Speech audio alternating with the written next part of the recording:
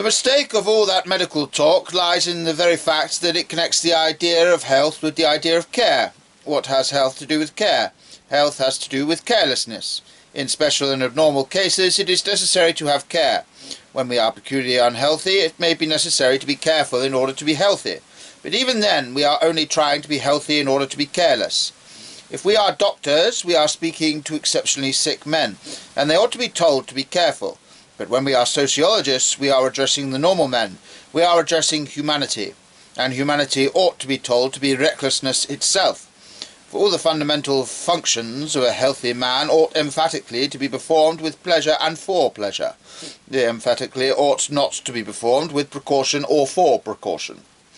A man ought to eat because he has a good appetite to satisfy, and emphatically not because he has a body to sustain. A man ought to take exercise not because he is too fat, but because he loves foils or horses or high mountains, and loves them for their own sake. And a man ought to marry because he has fallen in love, and emphatically not because the world requires to be populated. The food will really renovate his tissues as long as he is not thinking about his tissues. The exercise will really get him into training so long as he is thinking about something else. And the marriage will really stand some chance of producing a generous-blooded generation if it had its origins in its own natural and generous excitement.